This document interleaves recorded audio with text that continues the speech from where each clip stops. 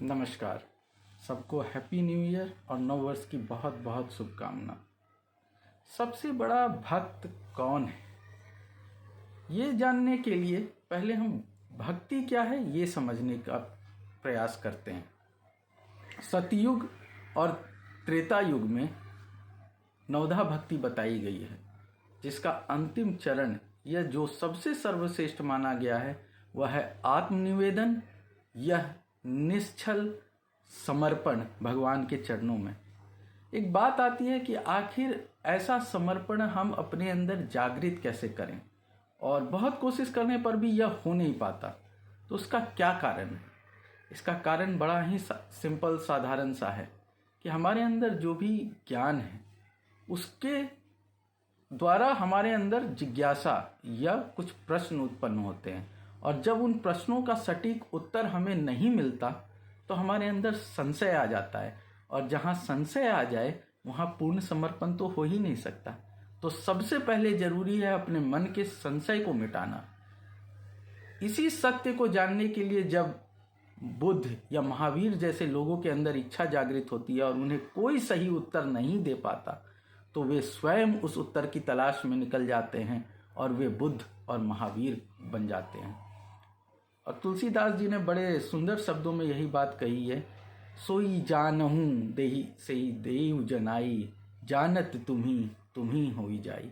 कि आपको, आपके सत्य को या परब्रह्म को वही जान सकता है जिसे वे स्वयं जना देते हैं। और एक बार जिसने ये सत्य जान लिया वह ये जान लेता है कि वह उससे भिन्न नहीं है।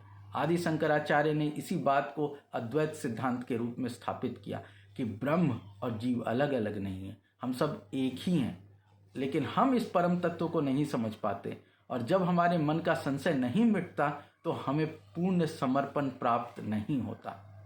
तो जरूरी है कि हम अपने मन के संशय को मिटाएं, और अगर हम स्वयं बुद्ध या महावीर नहीं बन सकते तो हमें गुरु की आवश्यकता होती है जो हमें ये सब बताए। लेकिन गुरु भी कैसा होना चाहिए?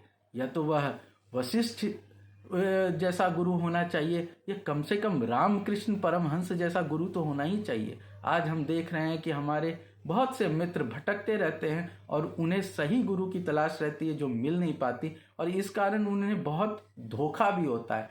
तो इसमें हमें ये सावधानी बरतनी है कि जिनसे हम अपने जिज्ञासा या अपने संशयों को शांत करने जा रहे हैं, क्या वे सत्य में परम ज्ञानी है जो हमारे संशय को समाप्त कर सकते हैं या नहीं। अन्यथा जब संशय रह जाएगा या गलत तरीके से संशय मिटाने की कोशिश होगी तो समस्या आएगी और पूर्ण समर्पण नहीं हो पाएगा।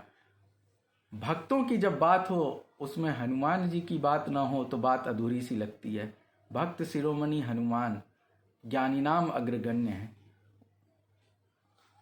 और उन्हें ज्ञानियों में अग्रगण्य के साथ साथ भक्त शिरोमणि भी कहा गया है, क्योंकि उनके अंदर इतनी भक्ति है लेकिन जरा सा भी अभिमान नहीं है। राम जी के समय में भी बहुत से भक्त हुए, लक्ष्मण उनके इतने बड़े भक्त हैं, शेषनाग के अवतार हैं, भरत जी उनके इतने भक्त हैं। इन सब की भक्ति के साथ और बाद भी हनुमान जी को ही सबसे बड़ा भक्त माना जाता है। क्यों? क्योंकि उनके अंदर कभी भक्ति का अभिमान नहीं हुआ, न उनके अंदर कभी ये इच्छा हुई कि मैं ये सिद्ध कर दूं कि मैं सबसे बड़ा भक्त हूं। लक्ष्मण जी या भरत जी को जब कोई काम आए और राम जी किसी दूसरे को वो काम कह दें तो इनके अंदर एक खटक सी लगती कि मुझसे ये काम नहीं कहा गया। लेकिन हनुमान जी वो हैं जो प्रभु पर सब कुछ छोड़कर निश्चिंत हैं, उनकी भक्ति में लीन हैं कि प्रभु की जब इच्छा होगी मुझे जो कहेंगे मैं करूँगा। इसलिए हनुमान जी को सबसे बड़ा भक्त माना गया है। इसी प्रकार रामायण में सबरी की बात आती है।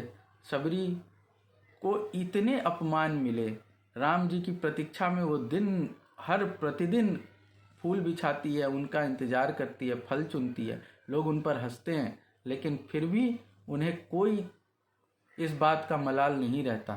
तो सबरी ने भी भगवान से नवधा भक्ति सुनी और परम पद पाया।